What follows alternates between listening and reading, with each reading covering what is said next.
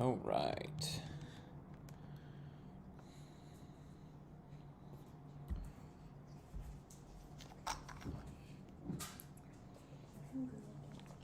He's hungry again?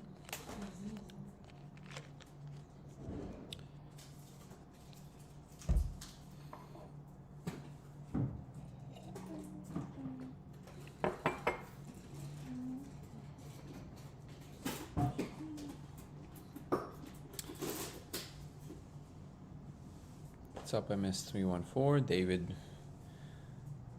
Manick. Woke Jimmy is in the house. Welcome, everybody. A couple seconds before it fills in. Welcome TikTok, welcome YouTube, welcome X, and welcome Twitch. Yogi Yawns. Great handle, man. Starlight 2, Solio 99, Jared, Donnell, Carol Vender Brunt.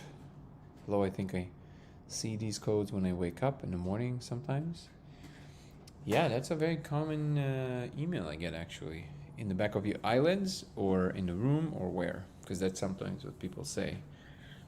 Victoria, welcome everybody. James, good to see you, brother.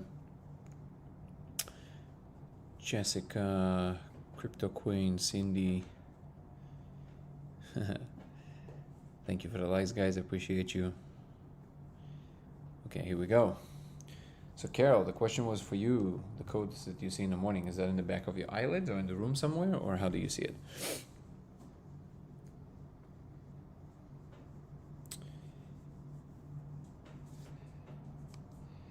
Okay, so I think we're slowly filling up. Welcome to Simulation Talk 97. It's kind of hard to believe that we're 97 now. Almost 100. Time flies by.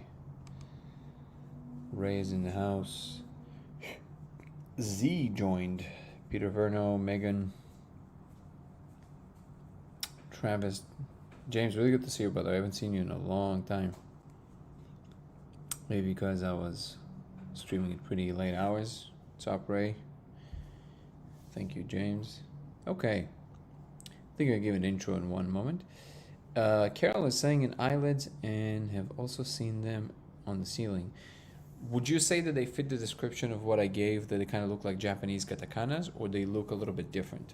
I think there, usually I'm focused a lot less on the details, but I think in this case it matters, because all the people that tell me that they see codes without the laser, without the molecule, usually when we talk about it deeper, we discover that these codes look a little different. So I wonder if yours look different or they look the same.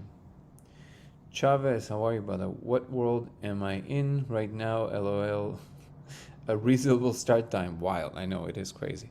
I mean, I'm back home, at least for a few days, before the craziness starts again. Kirsten, good to see you here.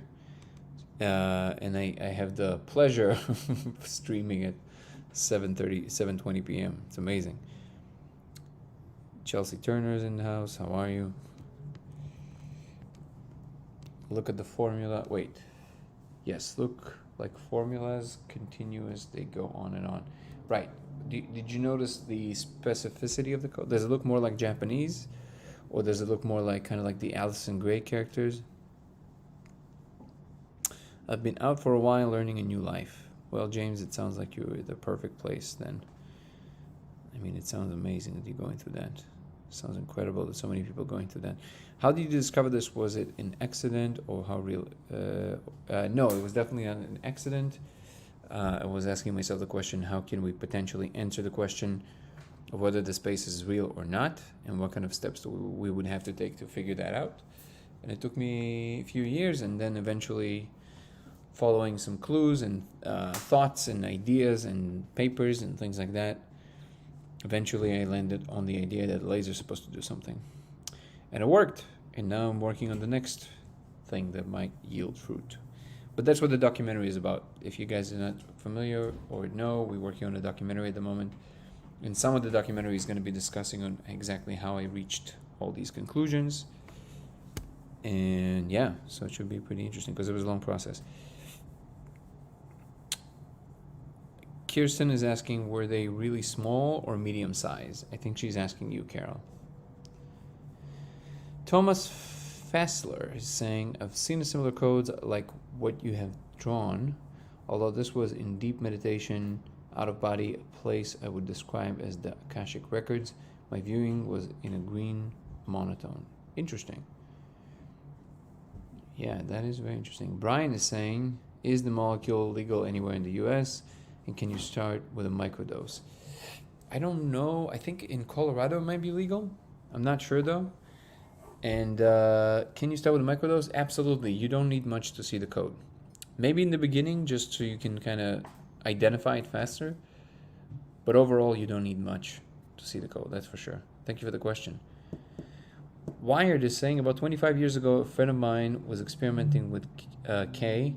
He repeatedly would discuss various repeating symbols like code, just sharing for the potential food for thought. Thank you so much, Wired.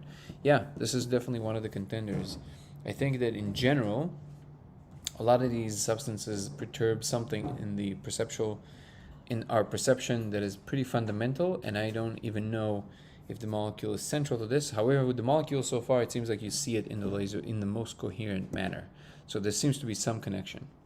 One of the connections might be around something that John Dean is postulating now, that our experience in general might be buffered by the molecule in general. So any perturbation to the visual field and perceptual field has to be by necessity a perturbation to the molecule names field. Many lines of code running in different directions in a deep space that looked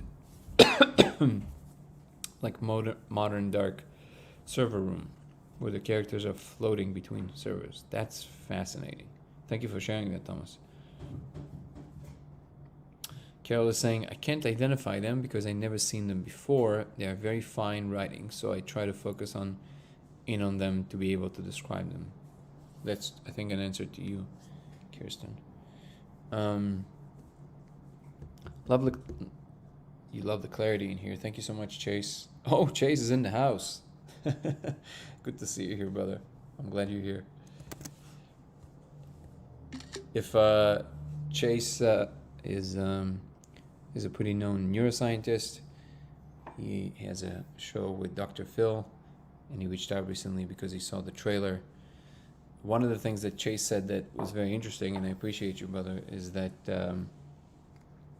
one of the things that grabbed his attention, because he's a behavior and body language expert, is people's reactions to the code. And I always said this, so I don't know, for some reason people didn't really quite bite when I said it. Maybe it wasn't convincing enough, but I always said the way that people react to it, you can't really fake that. That's like, that true amazement is a rare occurrence in people's life. You know, you don't see people amazed a lot. And I discovered this after showing this to people hundreds of times, and every time there was this period of digestion from the moment that I tell people what's going on, and even if they were excited about it, let's say there's like an acting out of the excitement, right? So people would go like, you know, oh my God, yeah, like, or whatever, oh my God, I have to see it, whatever it is, even if they're totally on board, when they see the code, it's almost like, I saw your interview, Chase, by the way, I don't even know how to pronounce your last name. I never thought about that. Hugs? It's Hughhes, if you guys want to look up Chase. But I saw an interview with you yesterday. I told you about it, and you were talking about the masks that people wear. So I guess that was the shedding of the mask, and it was interesting to watch in real time because people literally watch the thing, and when they see it for the first time, even if they're on board, the acting out of the shtick, you know, of the yeah, like amazing, blah blah blah, all of that just kind of like is wiped clean, and all you see is this like, what is that? It's just like a complete reset button. And Chase said that was one of the things that really grabbed his attention, and I agree. This is to me, it was also one of the biggest indicators that, you know, in the beginning that what I'm seeing is that substantial. Anyways, I'm glad that you're here, brother. And by the way, I'm pretty sure that you probably don't even use TikTok, probably for good reason. But we are also on TikTok Live, and on TikTok, you can actually come on and chat. If you feel like doing that, you're more than welcome to. I would love to have you there as a guest. But if not, would love to have you as a guest on the podcast as well. It will be an honor. In any case, let's see if we have any questions. Oh, let me just give a quick introduction to the channel. I haven't done that yet. So, welcome to Simulation Talk 97. This channel usually revolves around the simulation hypothesis. My name is Danny, and I'm claiming to have found actual proof that we live in a simulation. A few years ago, I discovered that if you project a diffracted laser on the surface, and you ingest a particular molecule that I cannot really name on a live chat because of legal purposes, you will see code running in surfaces. This observation has now been verified over 1,000 times worldwide. Yes, it does not count for a double-blind study, of course not, but it is a very strong data point that I think we should take on board. This journey introduced me to quite a few very influential and known individuals in that research space. It does not mean that all of them agree with me and my conclusions. However, it's an ongoing conversation that we're having, and I think it's a very important one. And we meet here every single day to discuss the discovery, the implications, as well as breaking down science in general, religion, spirituality, philosophy, God, whatever comes to mind. We talk about it if it's interesting and it's in good spirit. So all of that being said, thank you everybody. And also everybody on TikTok, if you want to check out my YouTube channel, it's Dango Thoughts, DANGO Thoughts, or you can just follow the link in my description. Because all the videos you see here on TikTok, there's a longer version with more context on YouTube that you can check it out. So hope to see you all there. With all of that introduction, we can dive into some questions. Let's see.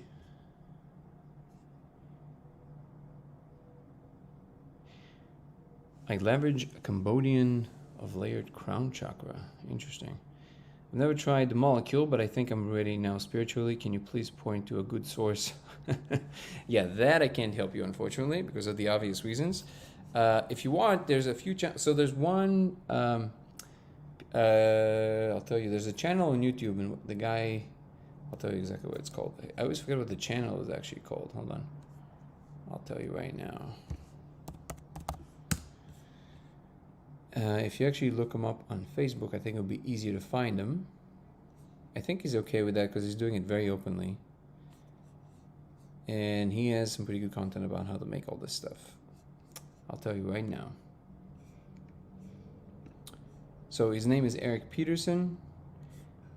But what you can do, hold on, let me see if I can find the name. No, I think you can just Google Facebook Eric Peterson, Peterson with an E, so Petersen, and he has a channel both on Facebook and on YouTube of how to make this stuff. Other than that, unfortunately, I can't really help in that department. How are you, Gwen? Good to see you from Stitch. Always great to see some. Gonna see some comments from Stitch is amazing. How diverse is the background in work and life experience of those who also see the code? Great question, Wired. The truth is that I don't think it matters. Literally, there's not one person that hasn't seen the exact same thing. And ran it all kinds of ways. I told people something else, and they still saw what they were supposed to see. I told people nothing, and then they saw what they were supposed to see. It's true that some people take them a little longer to see it, but it's a one-way street. So the second you see it, you can't really unsee it. And that's a huge data point. I mean, I think that the second you see it for yourself, there's not a lot that you need from anybody else to fully establish for yourself that it's real. The repertoire of qualities that it hurls at you in one moment is unfakeable. It's just, you know you're in the presence of something very real and substantial. Carol is saying, I also saw what I describe as a window or a portal that was like the old TV show screen, but greenish. I had sparkly digit that come into focus. Interesting. Thomas is saying, Dave Benson search molecule from... Oh, okay, so that's how they make it. Have you seen any changes in these individuals in their lives after seeing it? Sorry to bug you with this. Oh, oh no, you're not bugging me at all. Newman, I didn't do any longitudinal studies. Something to pay attention to. I haven't thought of that, to be honest. I don't think I saw any big departures. I have experienced myself the interaction with people that after I talk to them about this or in general, they seem to have some kind of a, I guess what you would call like a Kundalini awakening. I can't claim any, you know, I'm if this is something to do with me, I'm not doing it consciously and I'm not aiming towards it. But even without them seeing the code, I did notice this a few times that it happens when I talk to individuals, and all of a sudden the next few days they just get into this a little bit of a frenzy, and then they stable, and then they're aware of more than what they were before. Funny thing is, it's not happening to me, but it seems that maybe there's some kind of a connection here. So maybe I'm channeling something. I have no idea. I'm not doing this consciously if I do, or maybe it's just all coincidence. I have no idea. Is the documentary out? No, definitely not. We're still working on it. Thank you for the question. Gil is saying, hey Dan, I'm an experienced user. Have you noticed that the effect is stronger when on a diet? Great question, Gil. No, I have not noticed. You mean the visual of it? I have to admit that I never thought about that, but that's probably a good thing to pay attention to. So thank you for that. All right.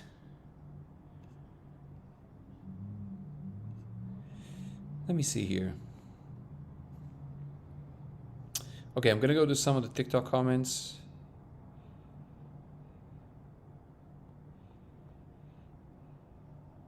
Ooh, I missed quite a bit. Welcome everybody.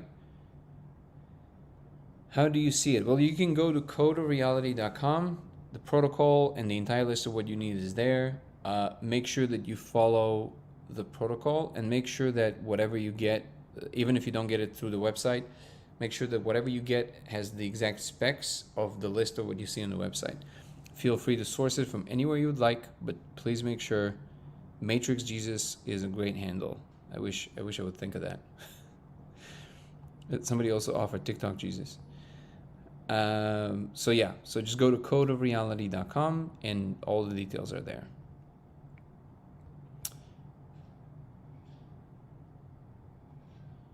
They are like a glass in a human shape, but they okay, so there's a lot of like specific claims here. Let me see.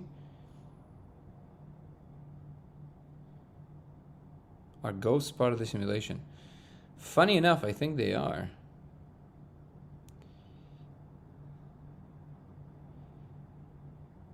Something that I've never ever considered, to be quite honest. Matthew's in the house. Oh, I see you're back from Mexico. Going to miss that wallpaper. This background seem royal. Maybe I can put these as my background. They are like glass in a human shape, and they froze you. Let me freeze scared. Wait, what? I don't understand the comment. Sorry, Avail. I have a laser. How do I diffract it? You can, but there's no need to like think about how you do it, because the diffraction lens has to match the exact wavelength, which might not be that easy to do at home. What I would recommend is that you just purchase one from Amazon. Again, go and look at the specs on our website and get it as an external link. There's no problem. You can also get it from Alibaba. Just make sure that the specs are the same. So 650 nanometers is favorable, but you can also do other green or blue, doesn't matter. It will come with the proper diffracted lens on it, and they're pretty cheap. I think you can get like a package deal for like $13 or something. If you just get the diode, then you have to get the on-off switch that you have to connect, but it's relatively easy. So if you want to see the full list, it's on codeofreality.com. Codeofreality.com. It's a pretty easy to find facilitator. Yep, Kirsten is one. So do you think this means we are living in a simulation? Well, I think you know that my answer is yes, James. It's just that what we mean by the word simulation might need to go through a slight modification, because I think the movie The Matrix, as amazing as it was, I think it did the word a little bit of a disservice, and it associated it with prison, basically. And that's in the famous Morpheus speech, which is one of my favorite ones. But it's not really, it's only prison if you, in the same way that the laws of physics would be a prison. So are you a prisoner within the laws of physics, or are you just tethered to the laws of physics, or have to abide by the laws of physics? So it's kind of the same thing. You are as free as you make yourself to be in the moment. which, by the way, this applies. I always make this distinction between lower M matrix. Thank you for the gift, AP Trading. Lower M matrix would be kind of like what people believe the matrix to be, right? So like the government, big pharma, whatever people believe is the wool that is being pulled in front of their eyes to cover the truth about commercial, incentives and all of that stuff. The government, whatever else you believe is trying to manipulate you into doing certain things that you wouldn't necessarily want to do. And then there's the capital M matrix, which is like actually like the computational system that is being claimed that is, running the place. So what I'm saying now applies to both of them, both lower M matrix and capital M matrix. You are as free as you choose to be in the moment. It is true, even, you can put a monk that is an expert in meditation in a cell by himself or herself, and they can feel bliss. They will be completely free in a cell because the freedom is not depending on their physical location or circumstances. This is true. This is not metaphorical. This is absolutely true. So your state of being and your state of mind is really where you find freedom. And in that sense, the word simulation makes people feel that things are fake, secret, and they are prisoners in it. But none of this applies in what I mean by the word simulation. It just means that the world is computational at large, which is not a new idea. And in that context, simulation just means a slice of reality. And that's what I mean by the word simulation. So in that sense, you can say the simulation that God runs, simulation that you believe that your higher self runs, whatever you believe about the metaphysics about the world, either way, it's a rendering of some sort that makes sense of the data coming in. So in that sense, I think that even without what I'm proposing, obviously we live in a simulation. So like even if you believe that there's nothing else but the brain, which I know you don't, but let's say you would, then even then it would be some kind of a simulated environment that is an approximation of what the ultimate infinite space is. So I would say the answer to whether we live in a simulation is unequivocally yes, no matter what your frame of reference is. Does any laser work, or is it a special kind? Is it the refraction that allows it? Great question, Sophia. Sophia Lucid Dreaming. The laser has to be diffracted to work. A laser pointer will not work, which is a huge data point. And also, so yeah, it seems that the molecule is key. Some people ask me if I've met any people that can do it without the molecule. I met 3 women that claim to see it without. I have no reason to doubt them because they're very positive individuals. But as far as I know, at the moment, you do need some help with the molecule to see the code coherently. So it has to be diffracted and has to be coherent. If you go to codeofreality.com, there's the protocol, and then there's a list of the things that the laser has to have. And again, you don't have to get it from the website. You can get it anywhere you want. Just make sure that the specs are the same, that it's never above 5 milliwatts, so you don't do any cornea damage, and make sure that it's diffracted. That's all. It already comes with diffraction pattern. Code and have a cryptologist do it.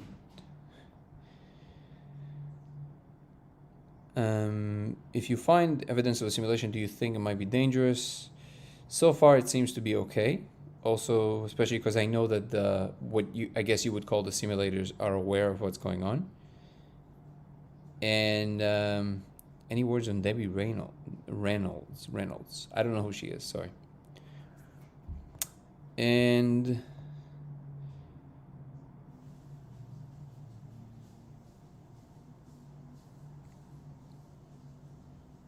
let's see if we got here. I believe one might reach the same state as the molecule through meditation and breath work. Maybe, but I actually doubt it.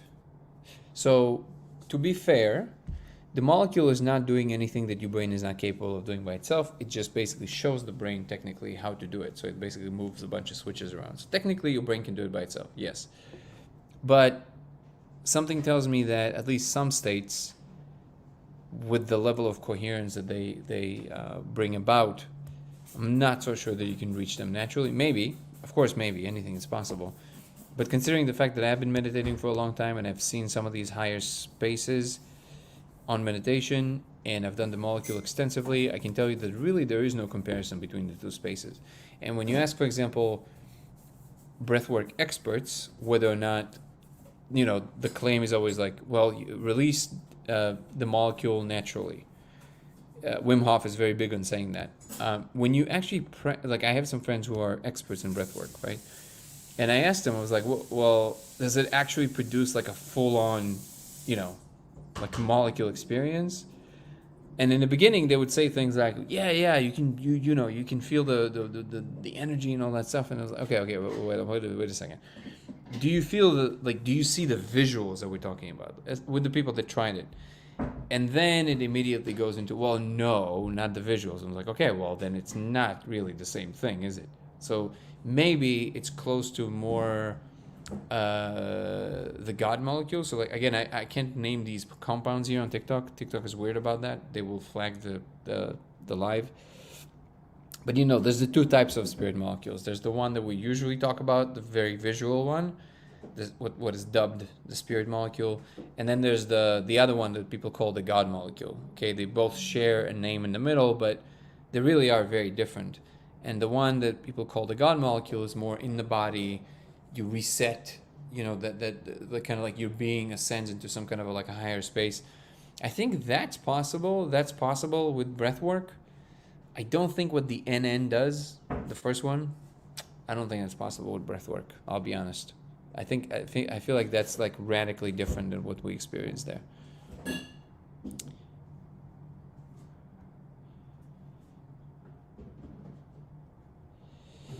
Have you tried to have someone like an artist for photographic memory? So just so you know, a photographic memory is not a real thing. I mean, it is real for maybe 5 people on the entire planet. It's actually a type of a disorder, which is, I guess, an awesome one. But there's this famous savant that can do it. The guy that they put him in a BBC special where they flew him above Rome and he had to recreate, every single detail about in Rome, and he managed to do it aside from missing 3 windows. But that's extremely rare. People like Rain Man, these people are very rare and far in between, and they're not very good communicators because their entire brain power is dedicated to just do this one task. People who say, I have photographic memory, they don't. This actually doesn't exist. So almost nobody has that ability to just truly snap something and just remember it. Yes, it does exist, but it's so rare as equivalent to saying it doesn't exist.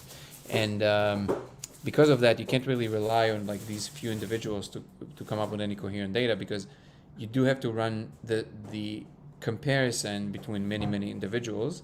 I think until you don't have a way to actually directly record from the cortex or feed it into some kind of an advanced GPT on the other end, decoding it specifically, I don't think it's a realistic goal at the moment. You should have some people take total vitamin A concentration and correlate it to time to see code. Nico's in the house. Why vitamin A? Very interesting. Eric Peterson, Peterson with an E, S-E-N. He shows you how to make the molecule online. And Kirsten, recently we added that to the protocol. Thank you, Kirsten. She discovered with a few people that if you actually stare at a stereogram is what these two-dimensional sheets of patterns that we do the magic eye trick with, when you stare at them and then a three-dimensional shape is supposed to pop out. Practicing it for 10-15 minutes should help you tremendously with seeing the code quickly. Kirsten recently tested it with a few people and she said it works wonders. So we actually added that to the protocol. And thank you so much for that, Kirsten. Can you get people to draw what the code looks like and see if it matches up? Yeah, you have it in the trailer, in fact. If you watch the trailer, in the full version of the trailer, not in the TikTok version, that you have on YouTube on Dango Thoughts, D-A-N-G-O Thoughts. If you go to the first video that I posted, the last video that I posted. That's the full trailer, and in the beginning we show also the actual code. How are you? Yeah, how to acquire the molecule that I can't help, unfortunately, but I understand the conundrum. Site is down. Code of reality is down? Code of reality is...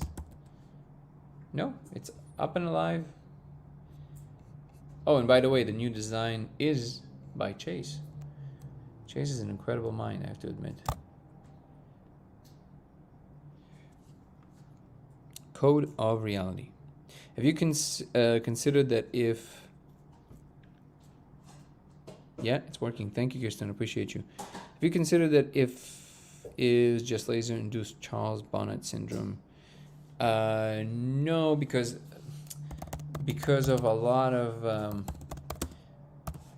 details that you see in there that are very repeatable. So it's not. It doesn't have the floaty. I'm not really sure if it's there, or like a weird. It doesn't have any of these qualities. So it's extremely coherent. It's as coherent as a physical object. That's how coherent it is. So the details is what actually convinces you, I would say. That's a good question. This is really interesting to me because my spiritual friend drawn our dreams, and we discussed this. Interesting. Matrix Jesus. That's awesome. Can someone put up the web address codeofreality.com? Let me see if I can do it here.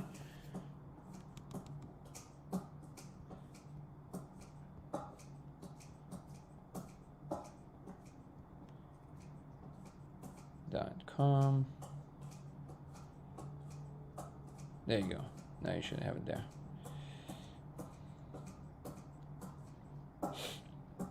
How much molecule? What you want to look at is your state, less of how much molecule, because that's how you dial it in. And you can find all of that on codeofreality.com, which I just posted. Nico, so good to see you here.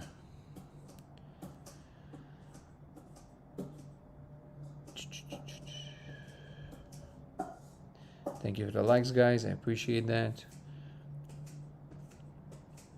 So, are we in a simulation or not? Yes, we are. Wait, I'm going back, trying to see. Woo! Patricia Black is in the house. I haven't seen you in a long time.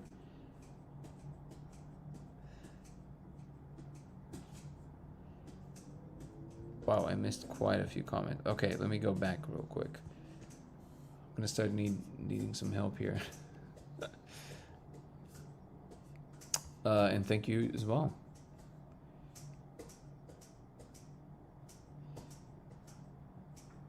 Tammy. Okay.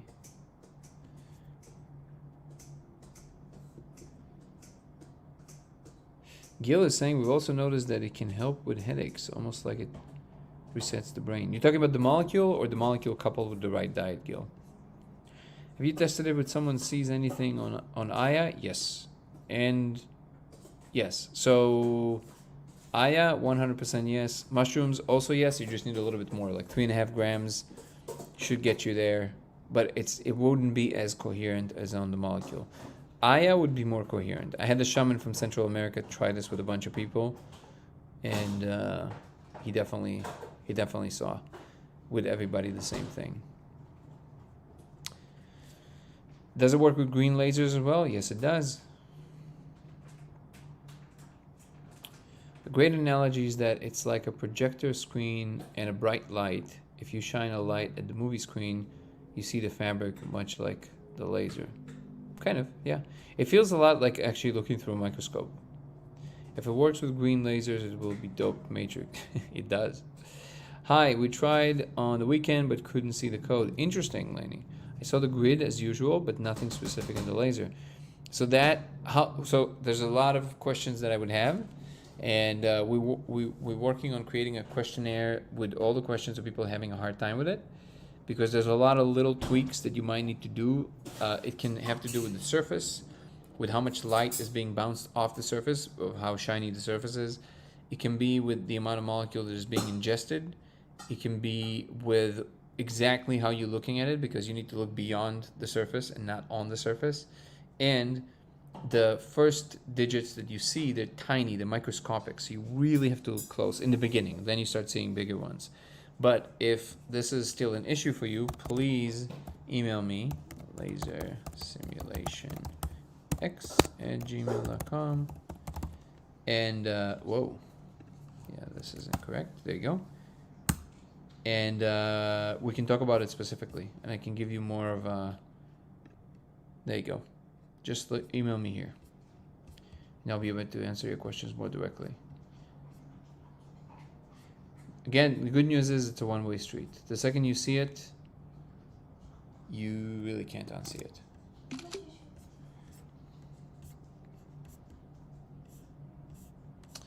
Going down the list.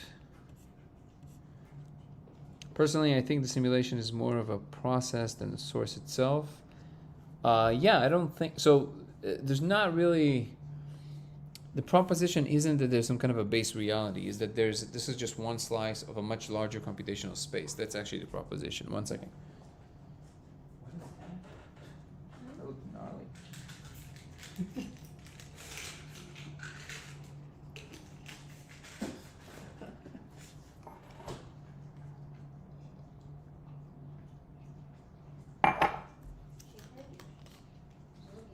Hmm?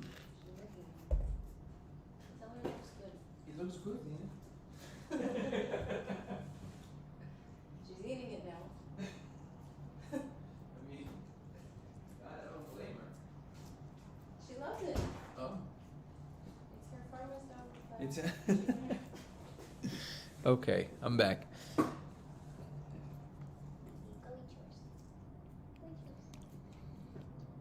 What do you think about precognition?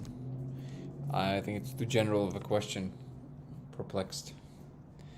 If you tell me something a little bit more specific. Synchronicity and mirroring seems to be a common, probably theme for most of these models. I think maybe I understand what you mean by that, but I'm not quite sure. Can you say more, Wired? Thomas is saying, question, for those that have verified the simulation, has the molecule been prepared with a controlled identical process using the same materials?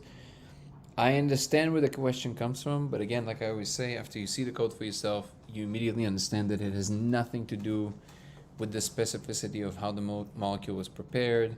It has nothing to do with any external variables like the light or you can change a lot of things. The fact that it even works with mushrooms and with Aya shows you that even when you make a modification to the way that the molecule is prepared, you still see the same thing. It just reveals something real. It's pretty fundamental.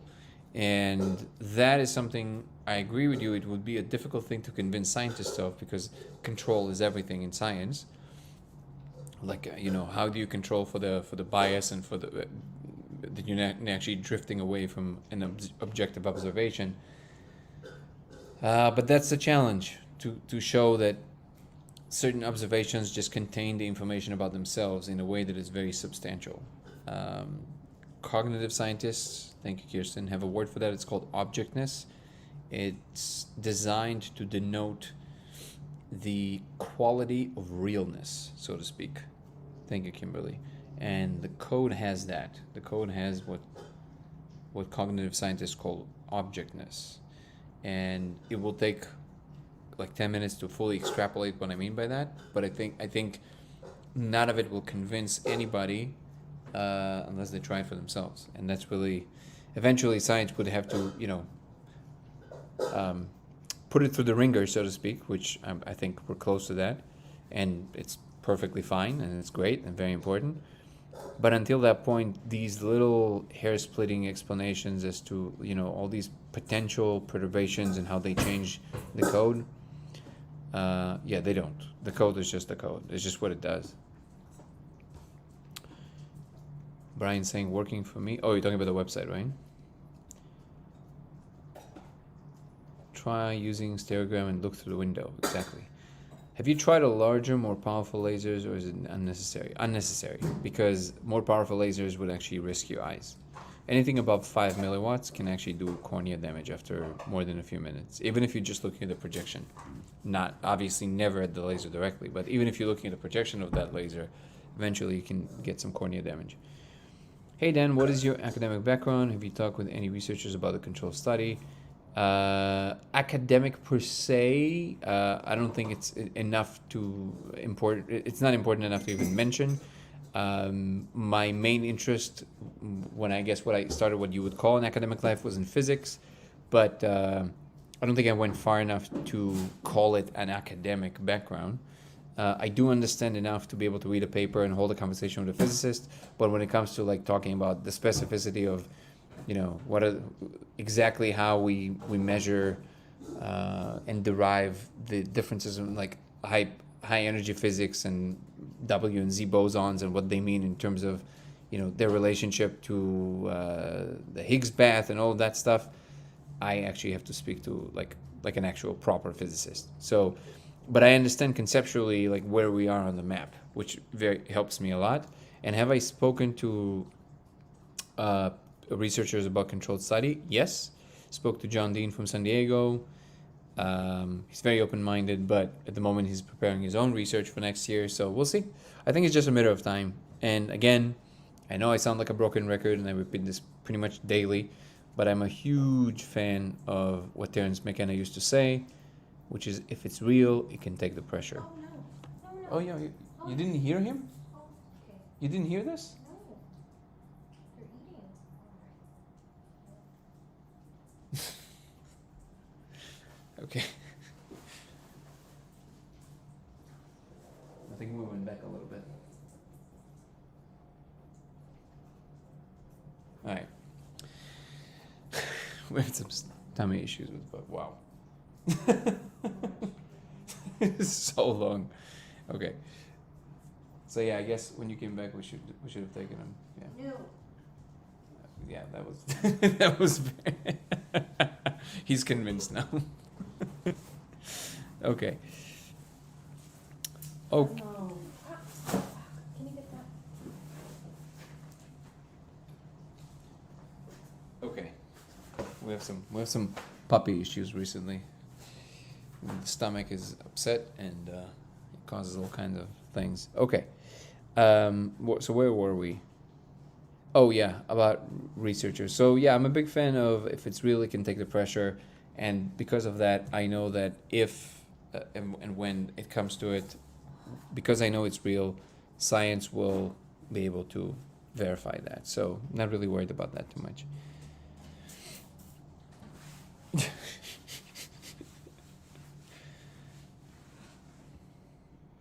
Let's see. FYI, a heroic dose of psilocybin is considered around 7 grams prepared in a... Yeah, well, I think, again, Thomas, all of these definitions of heroic dose, this is obviously arbitrary frames. For some people, 3 grams would be heroic dose, for sure. It really depends on where you are, where your metabolism is, how much you slept that day, what was your intake, how your brain reacts, what is your state of mind, what is your psychology. There's so many variables. I think it's less of a quantity thing. It's more of a how it influences you thing. So 7 grams, that's a lot. I've done pretty crazy amounts in my day, and I can tell you that beyond a certain point, I once did 21 grams by mistake. I ate a whole bowl of mushrooms. I didn't know it was not all for me. It was a pretty funny moment where I discovered that it wasn't, and it was supposed to be for 2 people for 3 days. And let me tell you, it wasn't as crazy as I thought it would be. I mean, yeah, it was pretty insane, but it wasn't as insane as I thought it would be. Well, maybe because I knew what's coming, and there was a lot of adrenaline involved, so I was really paying attention. So this is when I learned that it's really a matter of also how much attention you're paying and holding it, right? And in other cases where I did much smaller amounts, and I was in outer space. So these definitions of heroic doses, it's not like it's actually you can't, because it's very individualistic at the end, you can't actually put a line there. That's not a real thing. People who say they have seen these things on their own without taking any substances Has any of them taken the substance and viewed the laser and didn't would match? No, great question. They did not. And yeah, you're right. There is no real way to know at this particular point. I can only rely on what. Yeah, Thomas, that is a great story. It was a fun night.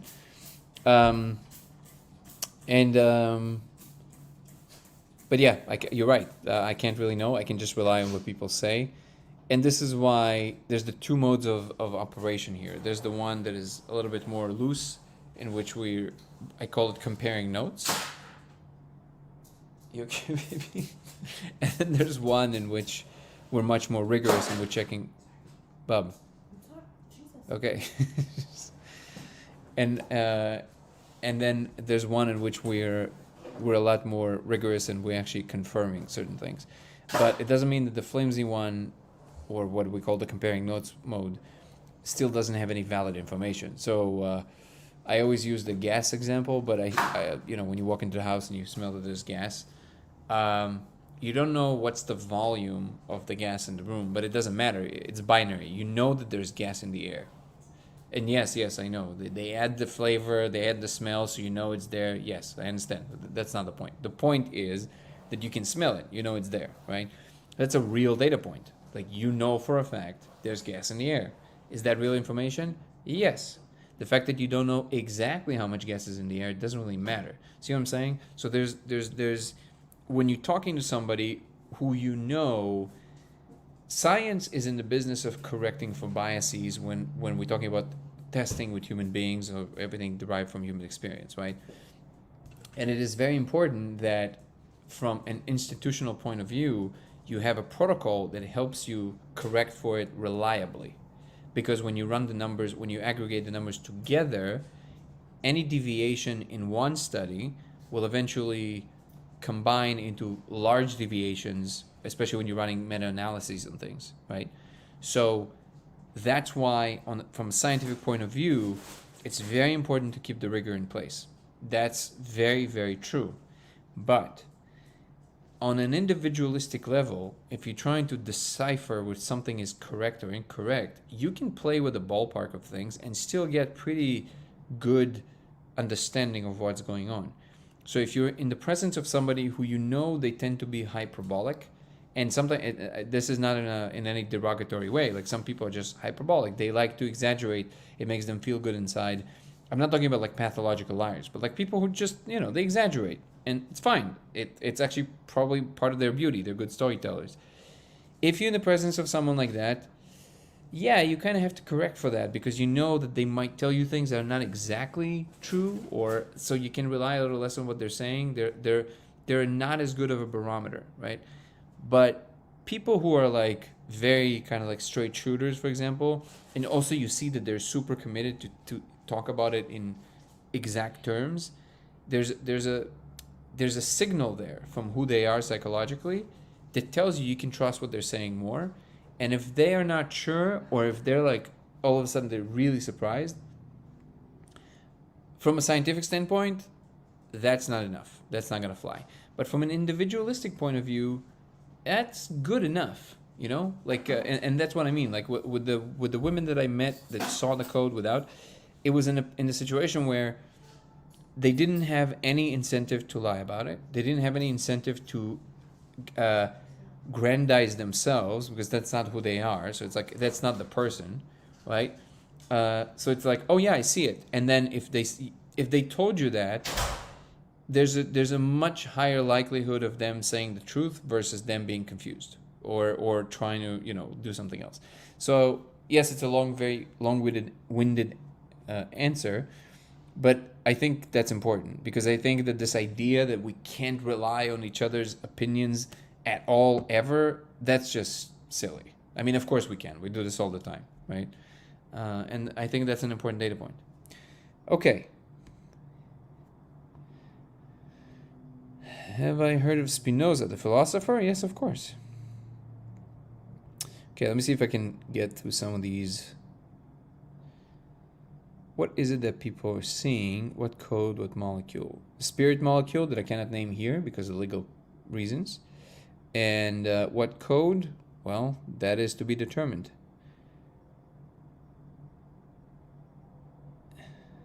Let's see.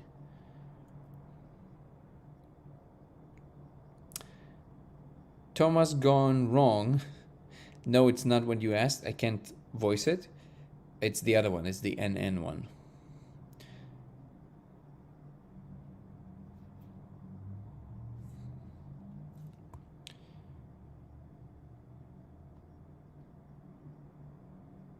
The website was codeofreality.com. How are you, Patricia? Oh, I went way back. Let me see. Let me go to the bottom and then see where we can start from here.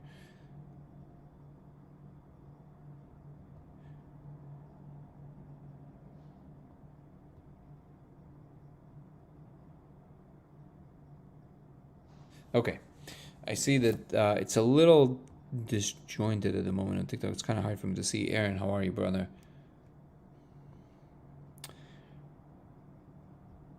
Please talk about Beyond the Code, a bit like the console experiences.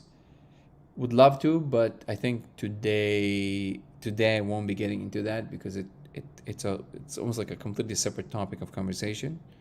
But thank you for the question. I will definitely try and address this in the next few days.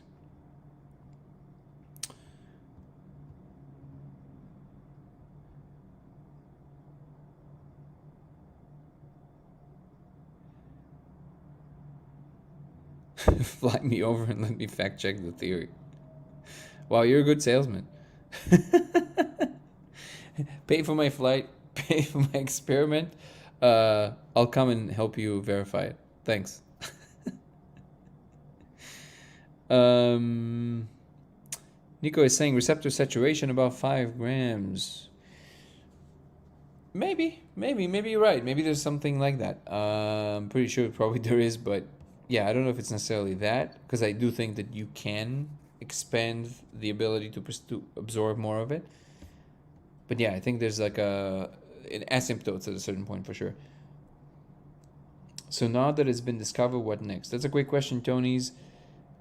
I would say that that's not quite the discovery yet.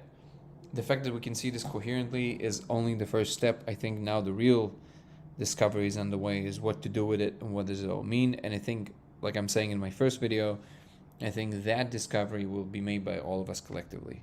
We will kind of converge around what we think is truly going on, because we are all nodes in the collective brain and we're all kind of making decisions together, which I believe this is exactly what's going on. Wired saying McKenna's most intense experience was on psilocybin, which is a different type of molecule experience. Very curious about this. I know quite a bit about Terrence. Maybe we're mixing terms here. Can you say more about, or maybe you have and I missed it, but if you can just restate it, because it's hard for me to go back and look where it was, Wired. What is a psilocybin? You said different type of the molecule. What do you mean by that? There is no different type.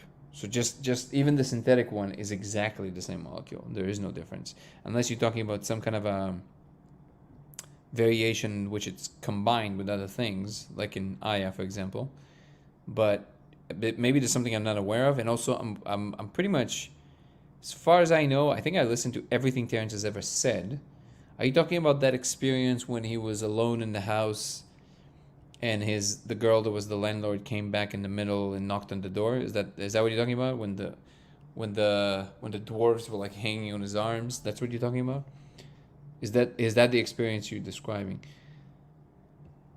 Is the molecule a more laid back substance, or is possible to have a bad trip like with well, first of all, it's definitely not laid back, that's for sure. And you can always have what people call a bad trip, that's for sure. And it has to do with resistance more than anything. But yeah, it's definitely not for everybody, and you can have very intense experiences, and it's not laid back. It's a lot more intense than the other thing you mentioned. A lot more intense.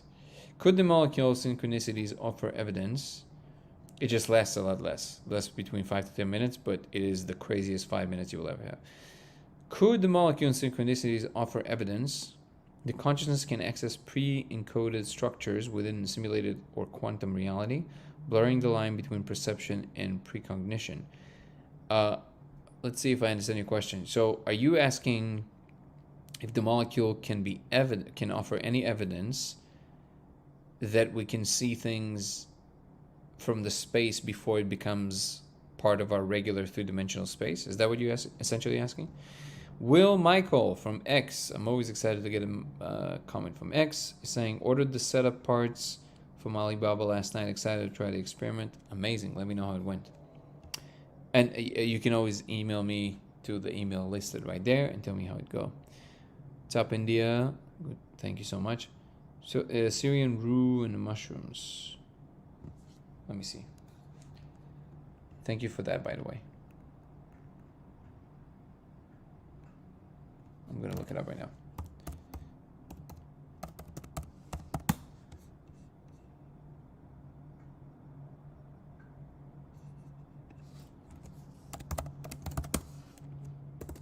How does this compare with, let's see, no, hold on.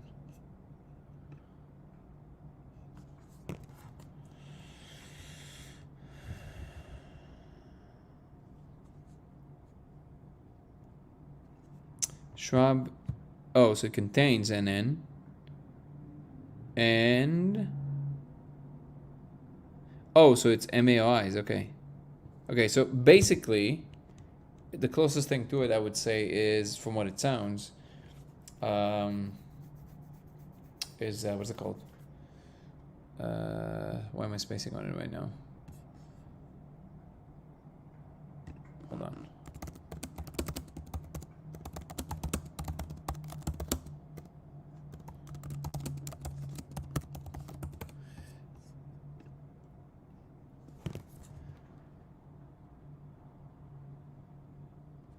Oh, Changa. Is that what you mean?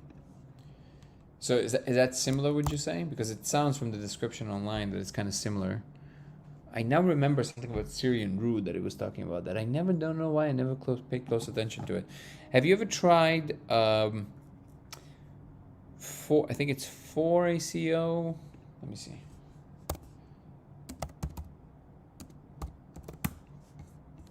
Yeah. I think, yeah. 4-ACO, the name of the molecule. Have you ever tried that?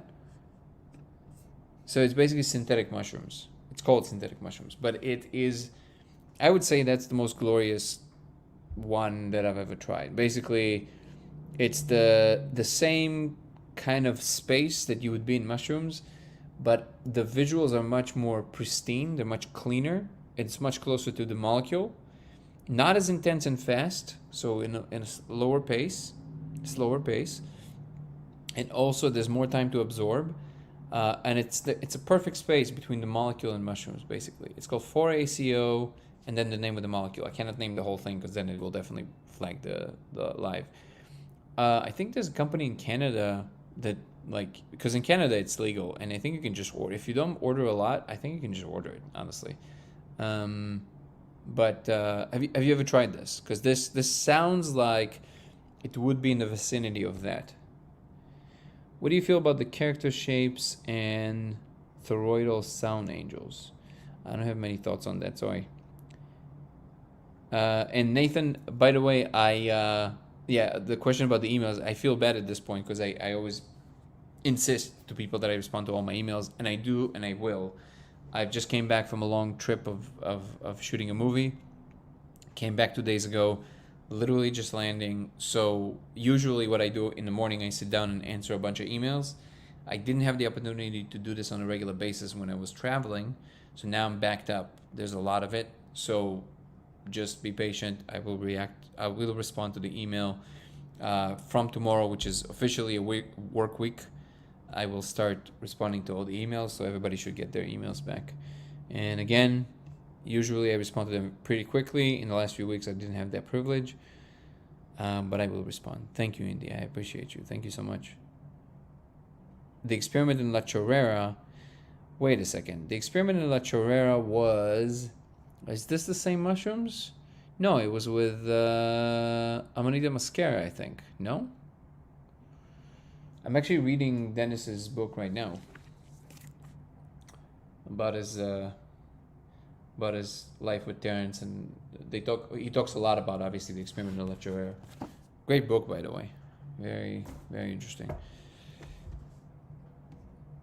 McKenna used the vine and mushrooms, different types of experience indeed. Have you reflected a laser on a person? Yes, you see the same code. Could you type the name, please?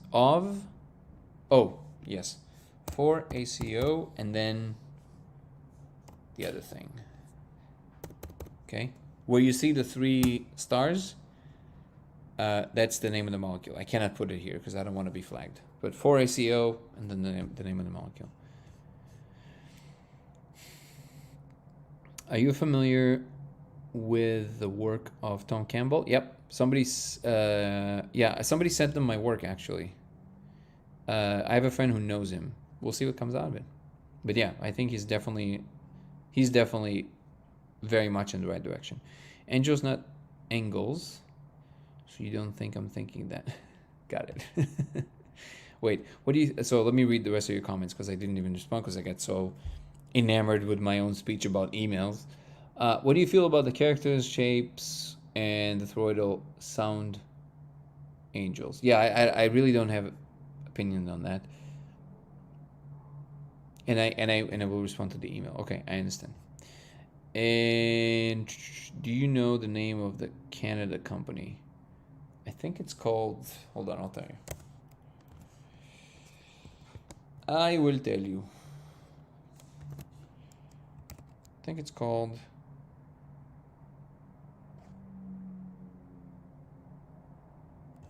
Let me see.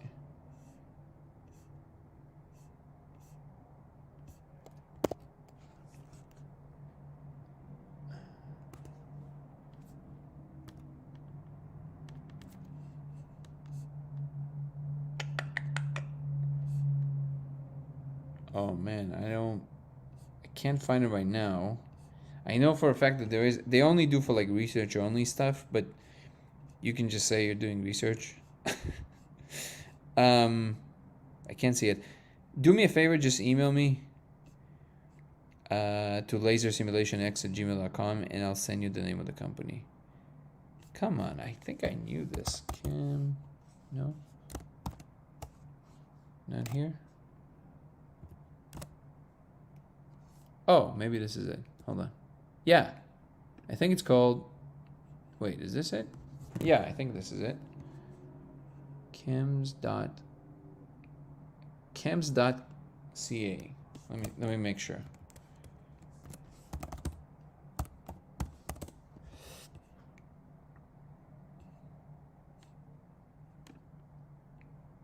It's so slow, everything. Yes, it is this. So CHEMS.ca. And I can't put links in the thing because they will literally just. Yeah, let's see. Can you see this? Let me write it like this. I'm just gonna write the word dot because that way it won't block it. So that's the name of the site. I don't know how many violations we're doing here right now.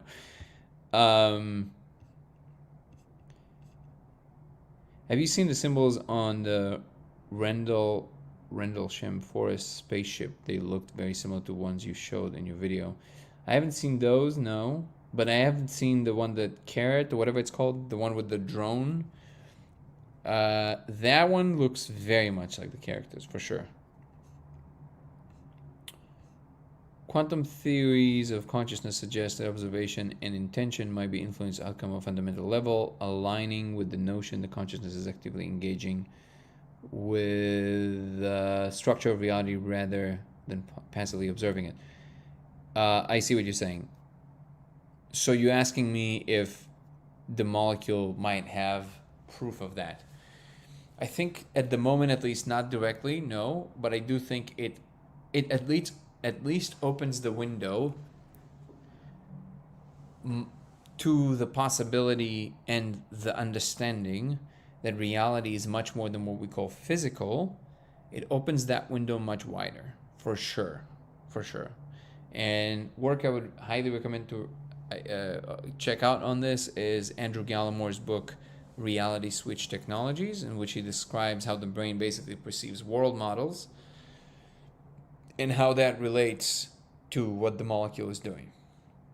And it seems to be expanding that window to a level where you can actually travel to a completely different world model. And not metaphorically, but actually. So, yeah, it's a great book. I highly recommend it. Very, very accessible and very well written. And beyond that, I think that what would be required to, I guess, nail it down in a more scientific manner is, I guess, what I'm trying to do now, which is if we can all see the same code and we know that we need the molecule to see the code, so it creates a link there. But if I can also create some kind of a perturbation around it in a way that you and I will agree that the same thing changes about the code repeatedly, now you're playing with something that is real, like real, because you know, not only we all see it, if I create this very particular perturbation, everybody agrees on what changes, which is literally what is happening with reality itself. This is, all of this, some kind of a agreed upon hallucination, right? So if that is also there, if that observation answers to the same kind of changing parameters and repeatable, then now you're starting to play with something very, very tangible. So I think in that way, it can definitely start proving that. Symbols and hieroglyphic. LGC. Sorry, I don't know what that is. Do you have a video depicting what people are seeing so I can compare to what I have seen? No, but you have in the trailer on YouTube, you have in the beginning we show a piece of paper with some letters on it, kind of what looks like symbols. That's what some of what the individual characters look like. I appreciate you too, HP. Hieroglyph look like. Yeah, so these don't look like hieroglyphs. What we see in the code looks more like straight up Japanese. Just made sure, but it was indeed psilocybic cubensis with oral.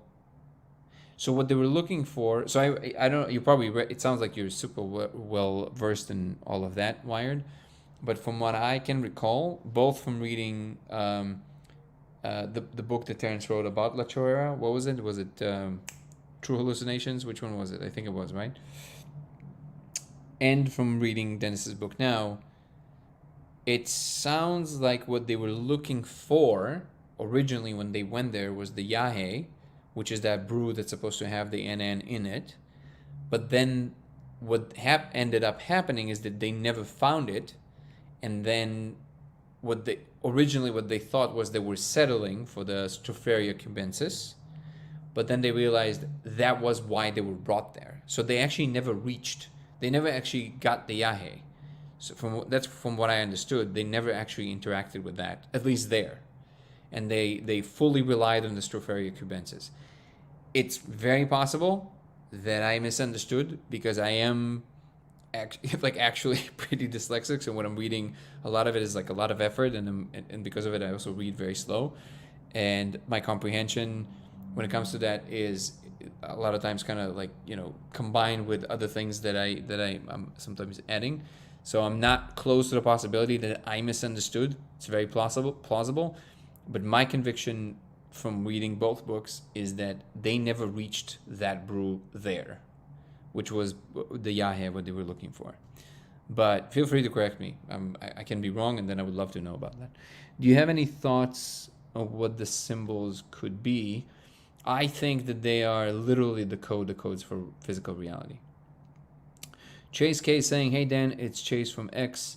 Who sent you information to Shane Cashman, a journalist from SCNR News and host of a tale from the inverted world." Oh, welcome. Great to see you here, brother. MFM is saying, "How much of the molecule does one have to take? Are you blasting off or just a minute amount?" Great question. That information is in the protocol that you can find on codeofreality.com right there. And so it relies less. Let's see if I spell it correctly. Yes. So that is the website. There's a protocol there that mentions this. The general gist of it is you obviously can't be fully blasted off to see the code. So what you have to do, you either blast off, and then when you come back, you just, you can sit there and explore, or you go very slow until you get to a level where you feel like you're there, and then you can observe. But the specifics of it is in the protocol. So you can go to codeofreality.com and you can see it. Name of what book? Which one are we talking about? I mentioned a few books. So a few books that I mentioned. So if we're talking about the Terrence book, it's called True Hallucinations.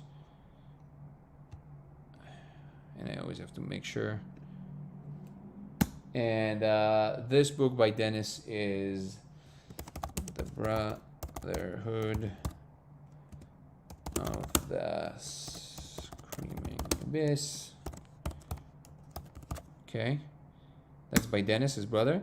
And if you're talking about the book by Gallimore, it's Reality Switch Technologies by Dr. Andrew Gallimore.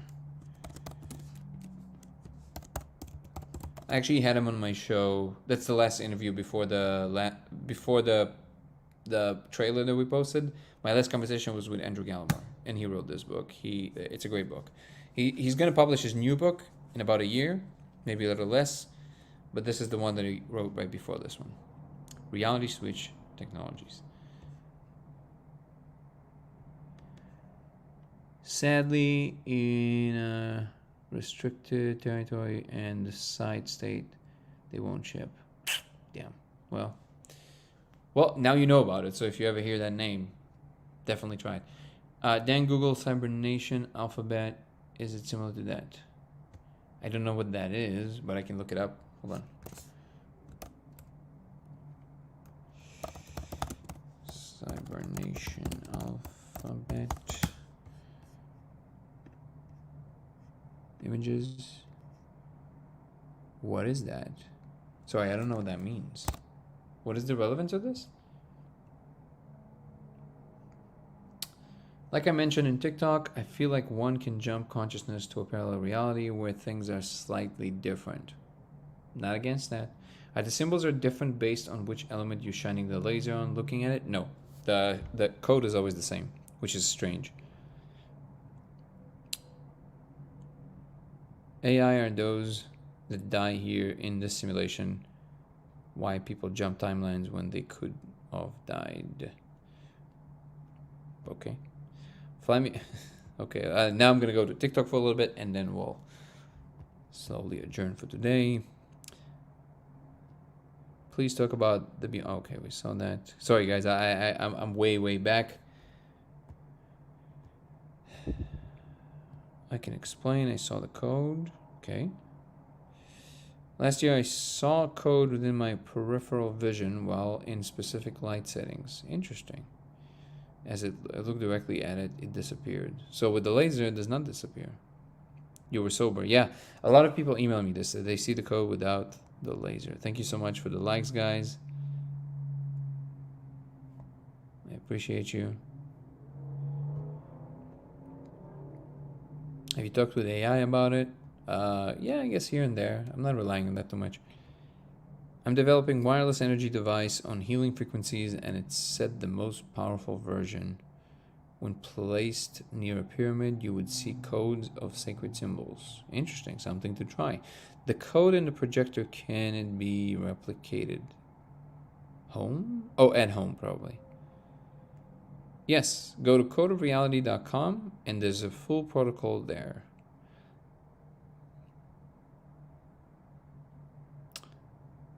Have you ever felt you were looking out your eyes? I don't understand.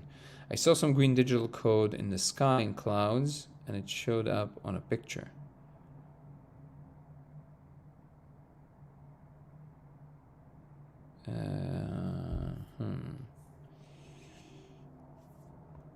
Interesting.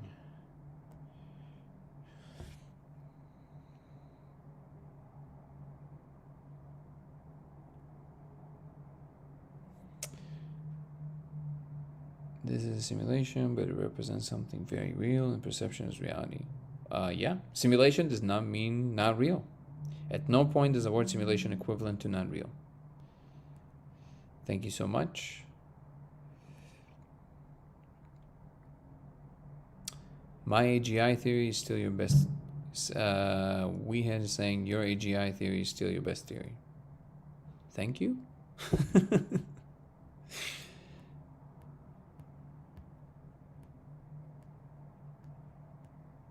This is simulation, but it presents something. Okay. Thank you so much for the gifts, Cattle Cube. I appreciate you. But the trick is knowing that you truly have nothing to fear. Yes, I think so. This simulation is outdated. I would say so. Do you think different colors matter on the outcome? You mean in the laser? Yeah, I think there's different parts of the elements there. Jose, good to see you. Thank you so much for the gifts. I appreciate you, brother. Good to see you, Simply Fiona.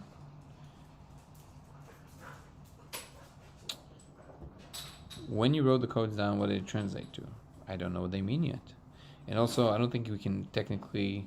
Thank you, Kettle Cub. Thank you for all the gifts, guys. It's really nice of you. Would love to chat one-on-one with you sometime. Sure. I mean, at this point, there's a lot of people reaching out. I'm not against it at all, but let's start with an email, and we'll take it from there. So lasersimulationx@gmail.com.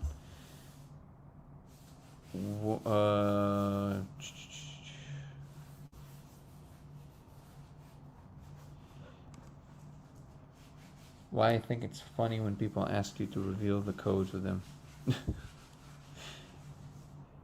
Codes are knowing. That's not so easily translated. Probably true.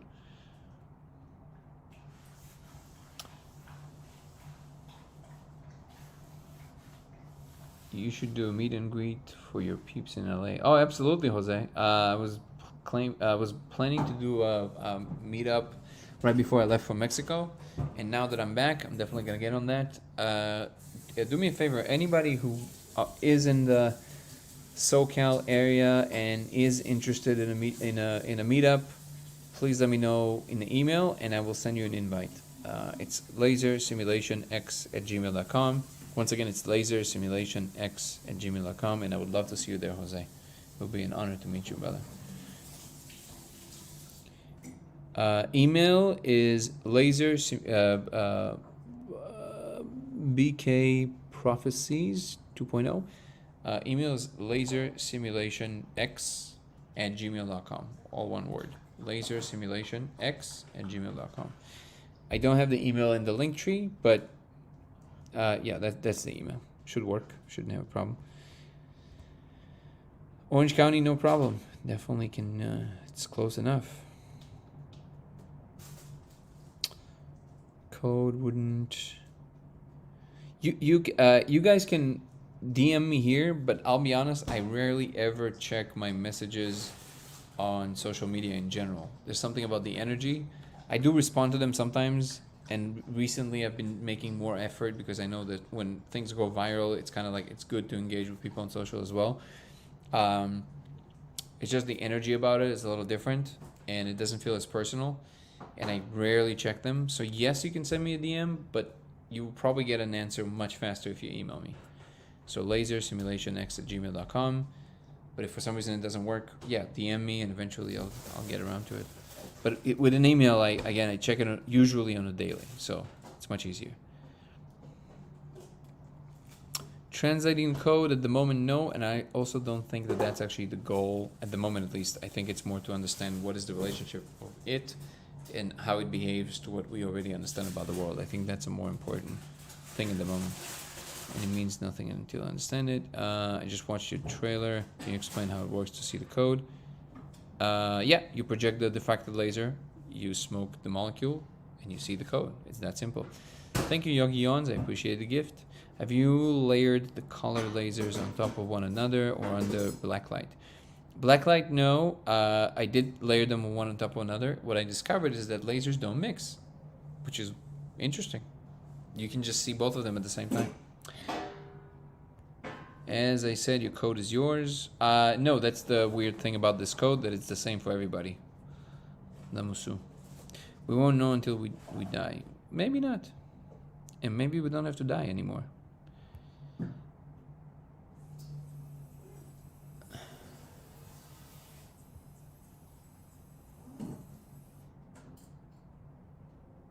Good vibes to you too, Spore Muse. Good to see you. I'm in Michigan. Will you ever come here? Again, nothing is out of the possibility.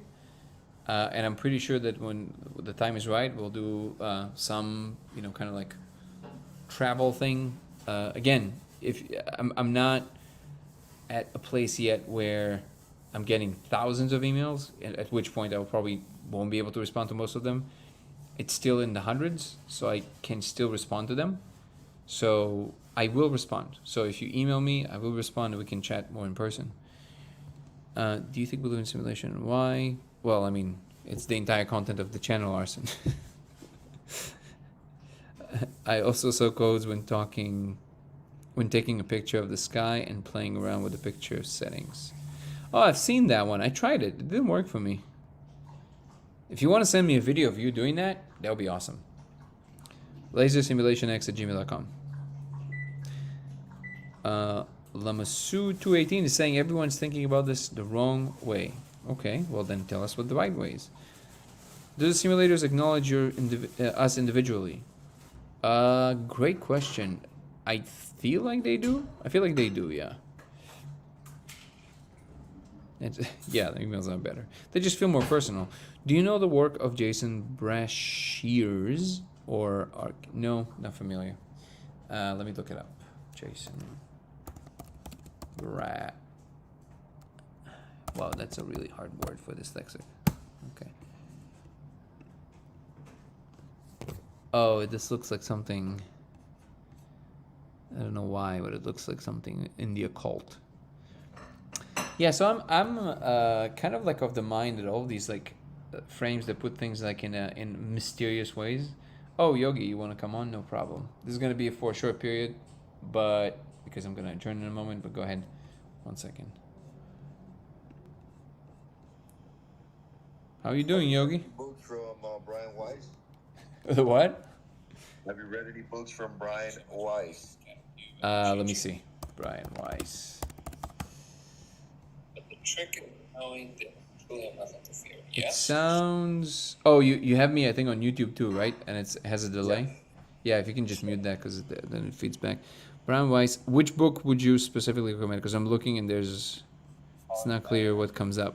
Do you have a particular book in mind? Where he goes and he goes deep into hypnosis and goes back to past lives, and how does that relate? I see. No, I've never read his books. Oh, I've seen his face before. Yeah, I see it. But no, I never read his books. Why why do you ask? You had a big influence by that? He's done some hypnosis where he's gone back, and people have been able to actually experience previous lives, and how does that relate to how our environment and our world is, and how this whole code development thing is going. Oh, I see. Okay. Yeah, something to check out. I can tell you my overarching impression or opinion about the whole space of trying to explain these things, which is that when I commented from different angles, from the perspective of just experiencing a lot of these psychedelic spaces for a long time, meditating on the other end and seeing what that actually does to the brain, listening to a lot of different people with a lot of different opinions that sometimes even completely like the opposite to one another. And what you start to notice is that if I can say anything with any amount of certainty, is that conviction is always misplaced. So when people are convinced that what they're saying is that thing, that can't possibly be the thing, because it's the level of complexity here is just staggering. Like, I think we all deep inside understand that whatever the real thing is, like the real thing, it's truly unspeakable, right? I think any rational person would agree with that. The full mega structure is like truly unthinkable and not really expressible in regular language, right? So, holding that in view, when people like for example, you offering right now one trajectory of investigation, which focuses on, you said, past lives, hypnosis, right, and how it all connects to like why we reincarnate and all that stuff. Okay, that's one angle of looking at it. So for me, the main driving question is always, okay, what would be the significance of that for me as a frame to try and bring about something that I couldn't without it? And if the answer is, well, it's interchangeable, then I will always at least maintain my current frame, because it's very difficult to jump to a whole new field of investigation, and especially when it might lead you to the same understanding. And this is also why I always tell people, like, always look at these things as a frame that makes sense of it, organizes the information for you in a way that makes sense. And if you see that the result it creates in your life, in other words, how people feel when you leave the room, what your life looks like over time, are you creating more mess or more order where you pass a certain time or a certain space? The trail you leave behind. If it's a positive one, awesome. Then whatever you're doing, combined with that frame that you're operating from, good. Keep doing that. But if it needs modification, then you should do that. And that's the only thing I'm really looking at, because I allowed myself to dive very deeply into quite a few channels, enough, and I've been alive long enough to know that it's not a competition. So okay, well, let's be specific. So if you look at the religious frame of viewing things, right? Let's say the Christian one. You have a belief system about what you think is going on, and yes, Christians for the most part would kind of insist that it's not a maybe. It's like no, this is the way. Okay, fine, but that's what you believe. That's fine. And then you look at how their life trajectory works. And as someone who I guess would identify himself as an atheist for most of my life, I mean, not anymore because I understand for sure there's something beyond. It was almost a little uncomfortable to admit that, yeah, most Christians are actually pretty wholesome people. Like, yes, there's a lot of shit just like in any community, but overall they lead a pretty positive life. So I'm like, okay, that's a good frame. But then when I go into the gene keys, you're probably familiar, right? This kind of way of investigating the world, in which you have the idea that our physical structure mimics some kind of a higher hierarchy of operation in the world. So it's like a fractal, and then everything you do as a human is a reflection of what the universe is doing, and vice versa, as above, so below. That whole wrap, right? Okay, that's another way of looking at the world. But then the only cash value of that is what kind of life you lead as a result of you thinking like that. And so it will always, for me personally, it will always come down to what kind of life you lead according to that. How many people that we know that all day long, all they do is they kind of, I'm definitely not talking about you, I don't know you personally, but I'm just speaking as a counter example of the good life, right? So you would have people that would all day long just like aspire all this philosophical stuff, and they will like tell you all these things you don't understand, it's that, it's this, and then even in the way they talk, it's so clear that they are regurgitating, but also sometimes obnoxious, or like they're just in your face about it. They need to prove it, they need to be right. I again, it's my opinion, but I think they're missing the point, right? It can't be about that. Like if you just need, especially because that space of investigation is a little different than, let's say, a scientific investigation, in that the elements that you're quote unquote measuring there, each one of them is more cloud-like than object-like. So in science, we tend to try and put things in bins and concrete, rigorous definitions, and then it's either 2 degrees to the right or 2 degrees to the left, and it's either this or that. and some people find, for example, that kind of enterprise soulless and bank robbing humanity of its soul and all that. So I don't believe that either. I think it has a tremendous value. I think the fact that it gives us beautiful technology and things that we can relax and think about the more advanced things, I think it's important. But that's one modality. When people talk about what I think a lot of times happens to people is that they confuse that more esoteric investigation with a scientific investigation. And that's when you see people like insisting that no, like it's as above, so below. I'm like, okay, well, listen, you sound like you need like a chill pill. Like it's like I'm not really sure that you fully understand the scope of what you're actually talking about here. So to me, I'm always looking at my own behavior. What? Sorry, go ahead. But in the aspect of simulation, let's say there is a code and it's not changing, and we are part of the code. Is it possible that it just repeats itself? You mean in the way that it appropriates the world, or the code itself repeats itself? The code itself repeats itself, and us and reincarnation referring to it as there's no end. It's just a Yeah, I don't think there's an end. I think it's an infinite process. So if you're asking for my opinion, the only thing I can say, is talk about my opinion about it, because again, who knows, man, right? Like truly, like who knows? But from what I gather so far, it seems that there is this universal component of kind of like a fractal-like behavior that expresses itself through the entire system. Specifically, the attitudes that we appropriate as humanity are that we also appropriate as individuals are also appropriated by larger and larger and larger structures, and ultimately by the universe itself.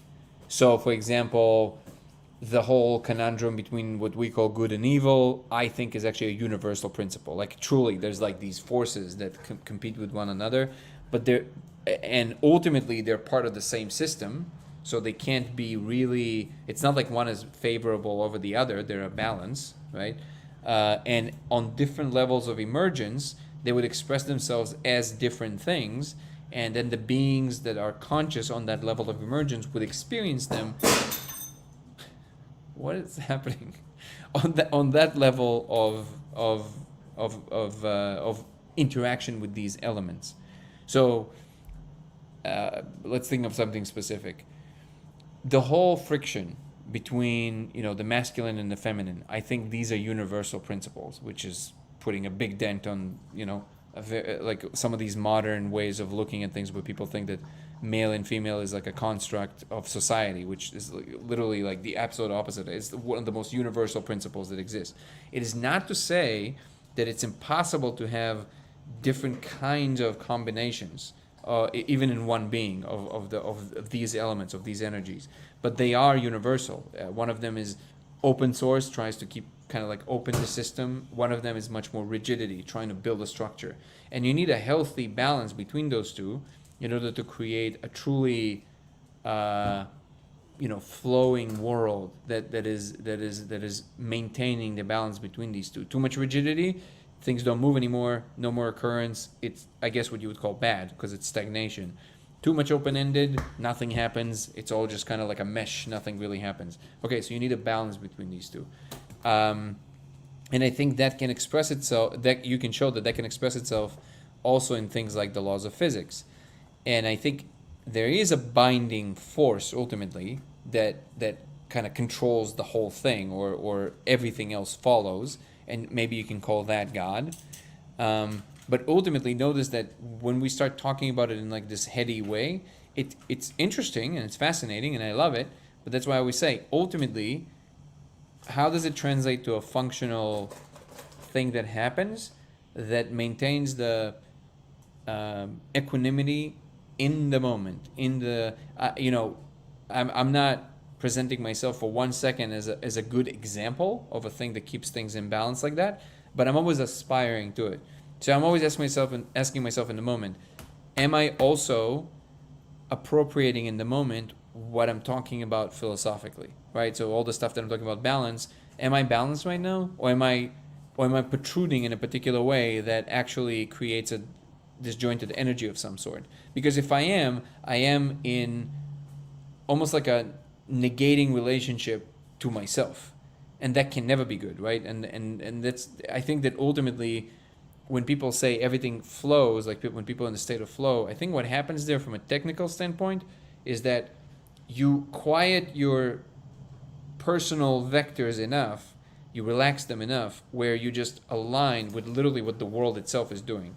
And then it feels like everything flows because you just align yourself with what the world is trying to do in the little space that you occupy, and then things flow.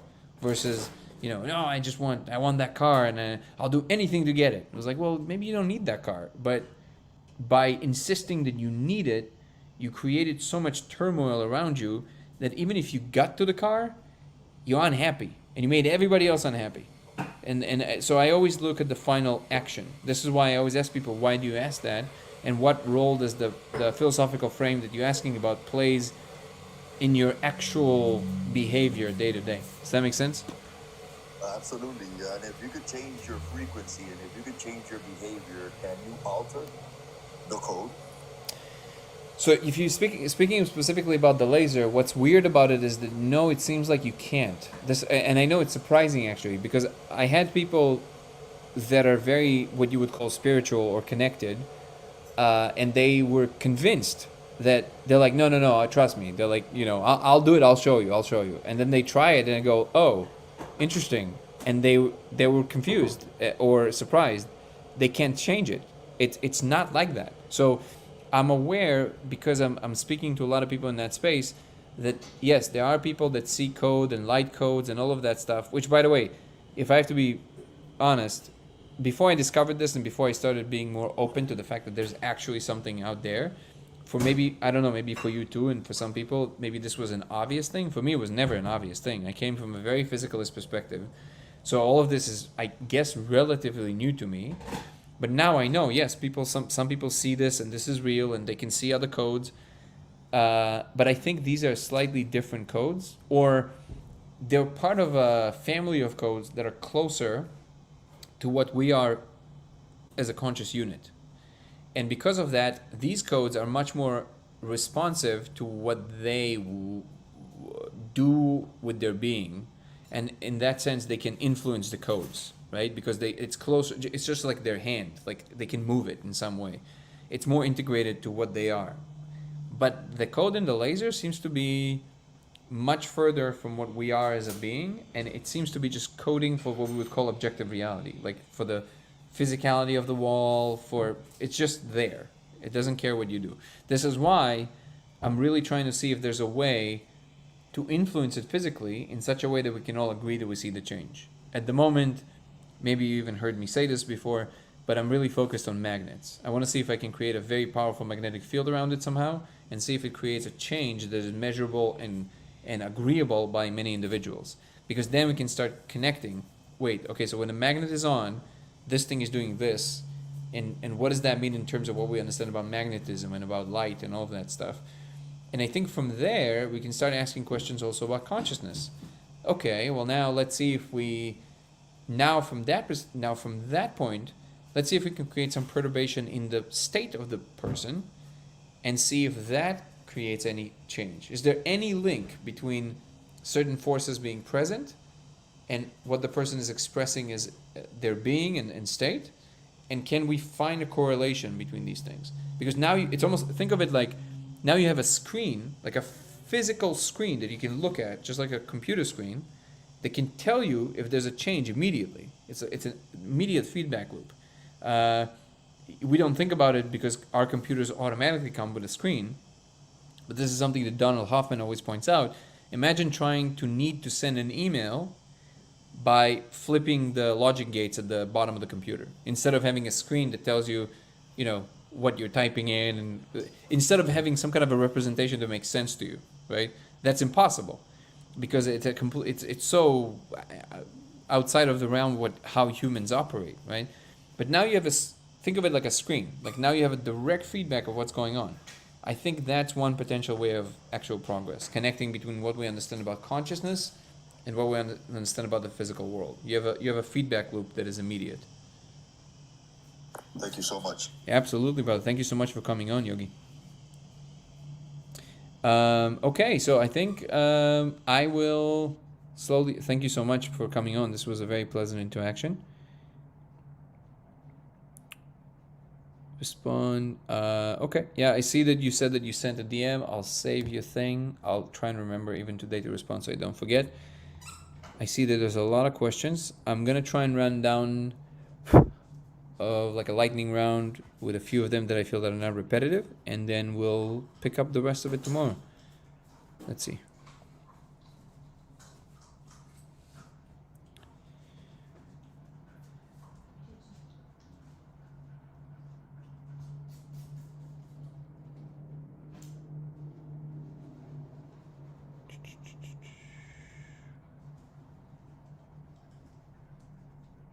Bigger puzzle. Okay, I think a lot of these questions are asked very often, so it's okay if we skip them for now.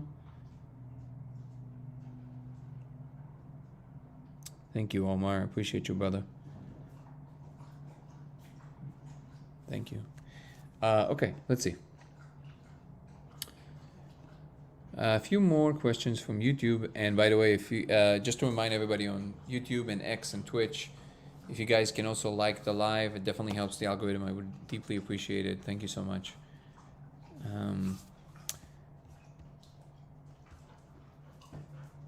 Okay, I'm gonna go a few questions. Also, lightning round on YouTube.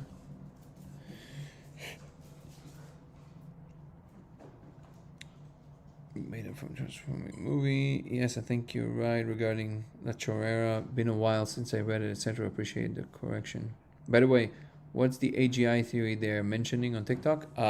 Wired, there's a video on my YouTube channel, and you're on YouTube, so you should be able to find it relatively easy.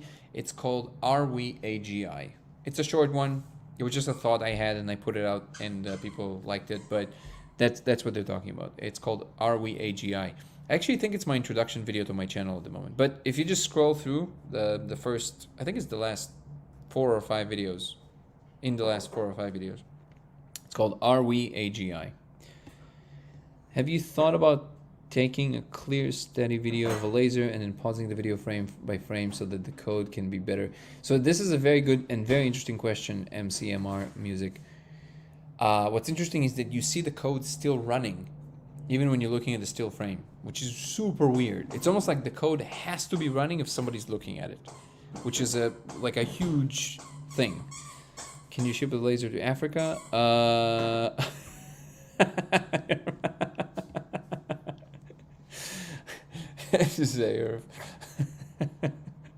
don't know, you try.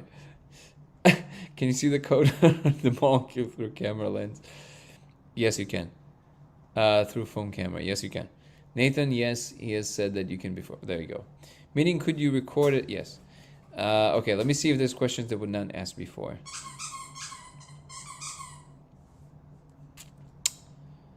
Thank you. The light the light wins all.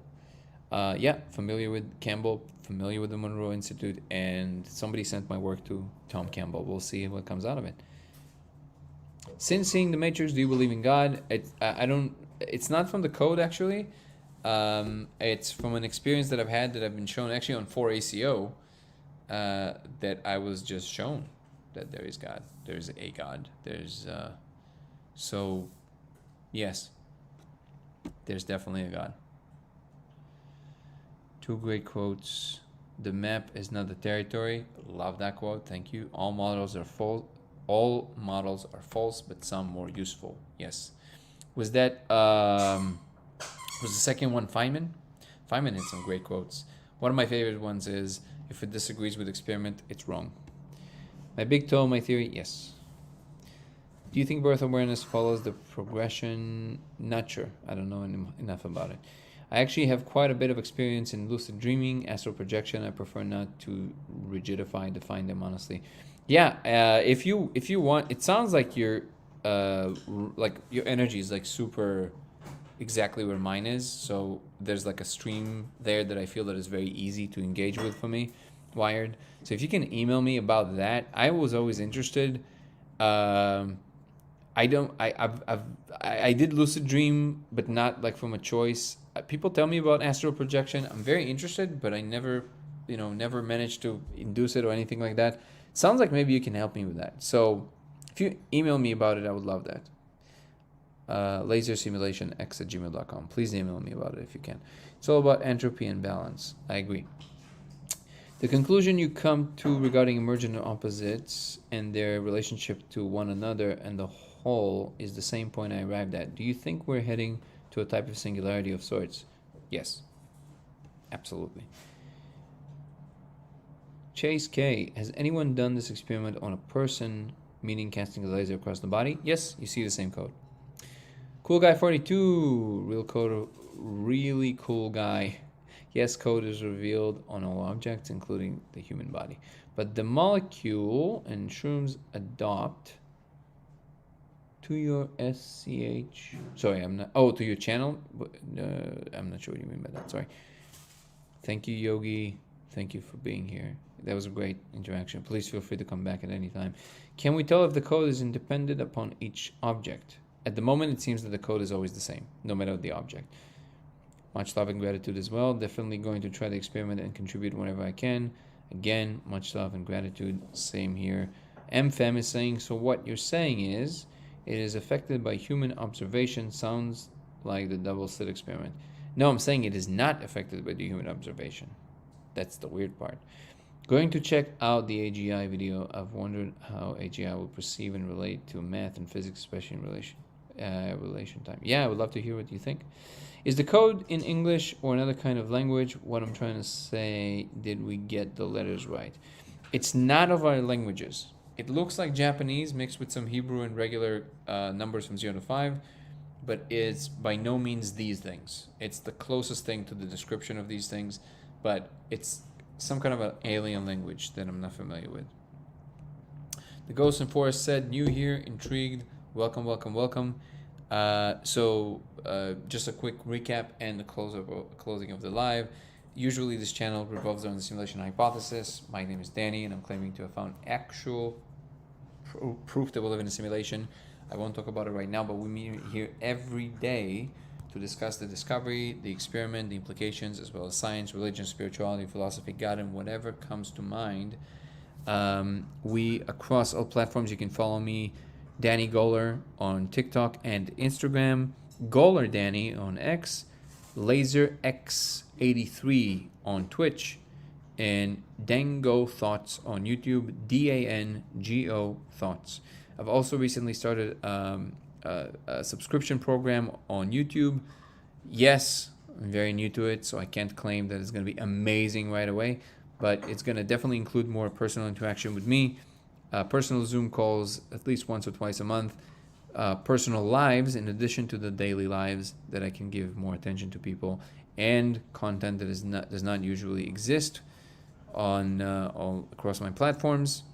All of that will allow me to, of course, focus on this work more in person, and it will allow me to also interact with you more in person. So, and I'm also very open for suggestions of how to make it better. So even if you're not part of the program, I'm always open for what kind of ideas you have for me to sweeten the deal and make people feel like they're getting their money's worth. So all of that being said, thank you so much for being here, for being a part of this community and being so respectful and loving. It's very important, I think, for the energy of this project. We're working on a documentary at the moment. If you feel like you want to contribute to our production, you can go to my link tree on TikTok or to the GoFundMe link that you see under the trailer on YouTube and contribute whatever you can. And that's it. We're excited to share the news, but also we're excited to put the right kind of emphasis on what humanity is going through and where we're going. I think it's a pivotal moment in our history, and it's not an exaggeration to say. And I'm very excited to be alive at this time, and I'm super happy that this community is being built around this project. Thank you so much, everybody. If I didn't answer your question today, feel free to email me to lasersimulationx@gmail.com. But I'm here every single day, and you're welcome. So, all of that being said, peace and love. I'll see you tomorrow. Ciao. See you guys. See you tomorrow.